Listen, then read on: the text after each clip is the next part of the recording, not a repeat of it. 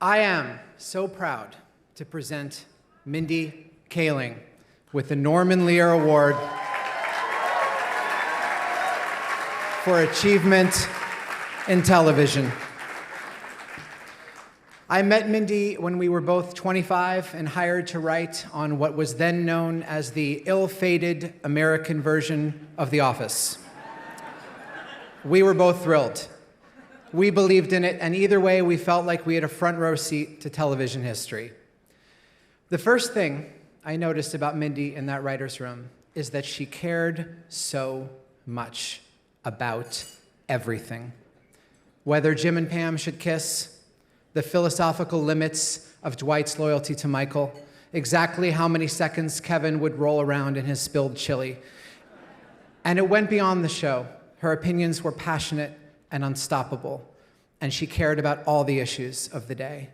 About Beyonce versus Rihanna, about Blackberries versus iPhones, about whether You've Got Mail should be in the Criterion Collection, whether sorbet was a healthy snack and should be in the writer's room freezer with the healthy foods or banished to the snack trailer, about whether calling people brave is always a backhanded compliment, even about the correct tempo at which to sing Happy Birthday on crew birthdays. There was nothing she didn't care about. We were in love with each other, and we were reckless idiots, and the two of us would argue about all of these things forever, grinding the writer's room to a halt until we got too upset and we'd go to our respective offices and slam the door, where we would continue arguing over AOL Instant Messenger. It was 2005. My screen name was Dax Sucks because I imagined myself in a rivalry with actor Dax Shepard. Hers was even stupider. Fairfax 1240, because that was her home address.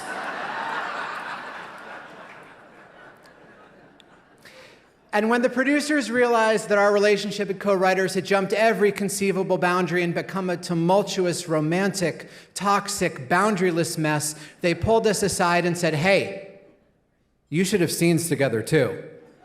You guys are pretty funny together." Different times. There was no way out but through. We made it work or didn't make it work. We made it through. Nearly 200 episodes of The Office together, 24 of them written by Mindy, far more than any other writer on the staff.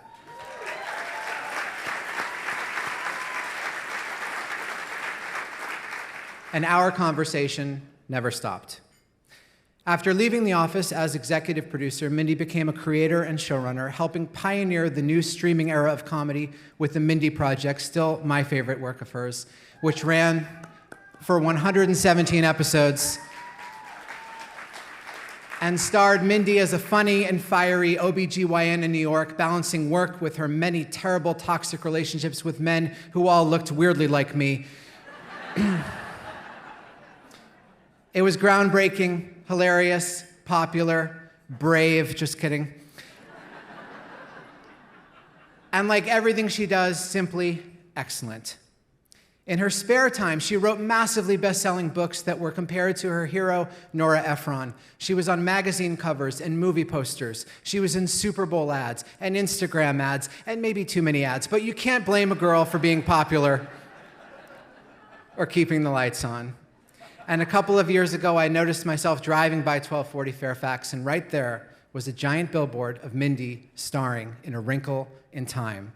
It was like my own time travel movie to see that. And I realized I did have a front row seat to television history. It was just facing this way. The most important lesson I've learned from Mindy: impatience is a virtue.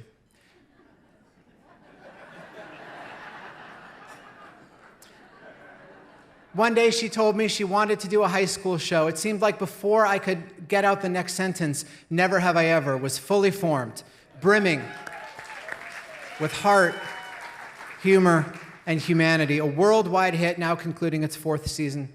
It seemed like seconds after that she got excited to do a show about college life, and she added a second streaming mega hit, which I immediately heard was brilliant, from my many male friends in their 40s who inadvertently revealed just how eager they had been to stream a show called The Sex Lives of College Girls. Now, it would be tempting to tie all this together by saying how much Mindy grew up or changed since those early days. But what's more important is how much she didn't change. No matter how much pressure she might have felt, how silly or self-conscious she could have been to care so much about so many things, especially when some of those things had never been on television before. She cared about characters other people hadn't cared enough about to put on TV. And they cared about things that people hadn't cared about on TV before. And she cared about what they wore and what was in their bedrooms and what jokes they made and what they regretted. She cared how they were lit and how they were edited and what song played when they thought about their parents. And she got to discover in Success how much other people cared about those things. How much people cared that she cared.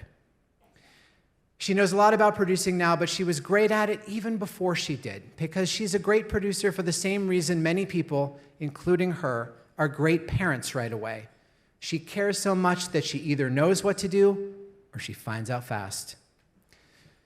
Mindy's a classics major who can quote Catullus in Latin, but I believe her favorite poem is Kevin Hart's Twitter bio. Everyone wants to be famous, but nobody wants to do the work.